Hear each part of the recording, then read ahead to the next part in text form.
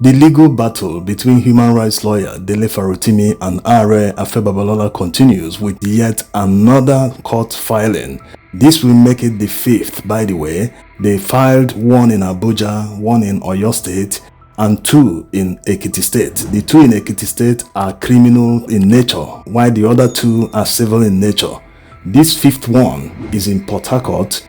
It is also civil in nature. They are claiming 500 million naira for damages because of what Dele Farotimi wrote in his book, and 100 million naira for distributing what he wrote in the book. So total claims amount to 600 million naira. This civil defamation suit was filed by Ola Faro, a partner to Babalola and Co. Emmanuel Chambers. It was the same guy that filed a 90-page petition they submitted to Legal Practitioners Disciplinary Committee, seeking to disbar Dele Farotimi from practicing law in Nigeria. In this civil defamation suit he filed in Port Harcourt, he quoted some excerpts from Dele Farotimi's book, Nigeria and its Criminal Justice System. According to the lawsuit, these excerpts not only defamed him and his associates, it also defamed Emmanuel Chambers. Let's see some of them. That Are Babalola, Oludaramola, Olufaro, and the law offices of Babalola and Co., Emmanuel Chambers, compromised the Supreme Court and the remaining semblance of integrity it might have had when they went back to the Supreme Court and got the court to swim in the sewer of corruption and shameful self-abnegation.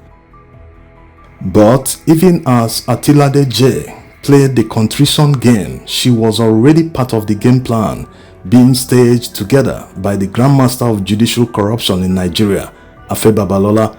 I have come to the conclusion that the required form of the application and her ruling were all part of the insidious plans of Babalola, his band of crooked lawyers, and coterie of crooked, incompetent justices of the Supreme Court.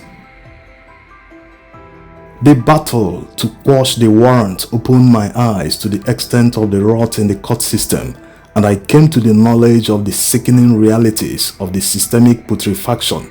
The Supreme Court's judgment was doctored by the Confederation of Lawyers in Babalola's chambers and the law offices of S.B. Joseph and Co., and the end desired by the Confederacy was sought with the active connivance of the head judge of the Lagos Division, Atilade J.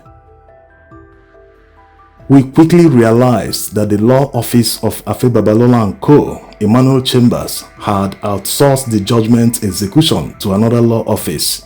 The firm of S.B. Joseph and Co. and the firm had fraudulently and deliberately concealed the judgment of aka AHS and had underlined the words of Justice Rosevival to deceive and perhaps mislead Atilade, or as is more likely, Atilade was always a part of the original fraud. There is nothing of the bastard in the men and women peopling our criminal justice system, but it is the system itself that is criminal, and it is the practitioners, from the registrars to we the lawyers and the judges, that are generally criminal, completely hopeless and unfit for purpose. Looking at how hard they are going on Dele Farotimi, a civil defamation suit in Abuja, another one in Oyo State, and this one in Port Harcourt, not to talk of 2 already in Ekiti State, with the one at the magistrate court that shouldn't have been filed in the first place because the crime for which he was accused in this court no longer exists in Ekiti State. It all vindicates Professor Chidi Odinkalu. He said this a few days ago, that what Nigerians are looking at, whether it's civil defamation or criminal defamation, that this isn't Dele Farotimi's main crime. It is better heard from the horse's mouth. Who was it? I believe it was Roscoe Pound, who said that the march of the law is from status to contract. We live in a society in which status defines everything. If you are chief, look, you see, a lot of people are focusing on the defamation, allegations of criminal defamation. Let me tell you my analysis, my own sense of smell on this case. Dele's real crime in the mindset, sorry to use the word mindset here, but in the mindset of the people compactioning this thing, Dele's real crime is actually, yes, there are issues of allegations of criminal defamation or whatever. But that's not the biggest issue. The biggest issue here is his irreverence, his unilateral withdrawal of social capital from someone for whom it is taken for granted, and doing it as a son of Yoruba land in a place where elders are supposed to be entitled to social capital by virtue of longevity. And Dele's own modest effort is to seek to relocate the basis of social capital from entitlement to earning. That you've got to earn it. And he's claiming, if you don't earn it, I will remove my own share of that social capital from you. This may sound rather technical and psychobabble, but this is the heart of the matter. This is why this is visceral in the way that it is. And this is why it is taking the form that we see that it is taking, in my own estimation. And we should not underestimate what can happen when citizens in a critical mass remove or withdraw social capital from those who claim it as an entitlement without seeking to prove that they have earned it. That's the only way I can frame this. I'm trying to be a little delicate. I could be a lot more brutal about it, but that's the only way I think I can frame it to make sense. If anyone wants a full trial of these issues and vindication, the place to go to is a civil case. Of course, I can understand in a country like Nigeria, I can understand why a 95-year-old may not wish to go civil proceedings in defamation. The case may well be stuck in court another 10 years. And no one has any guarantees when you pass a particular age in Nigeria or anywhere in the world. But the only way to do it is civil proceedings.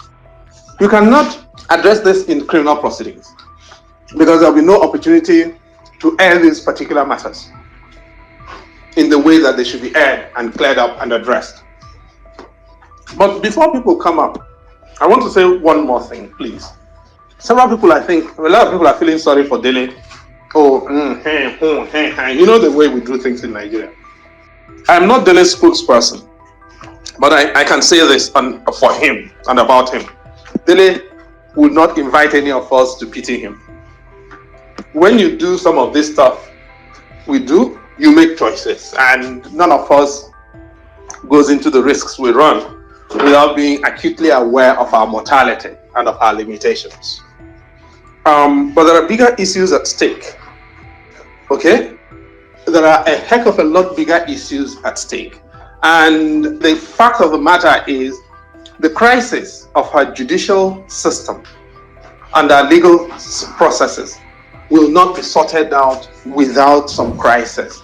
If it takes this kind of crisis for us to realize things need to be done, then Dele, far from deserving pity, actually just deserves our solidarity, wherever and howsoever we can bring it together. And that's what, so that for those who come up here, let's stop looking at Dele as a victim. He isn't.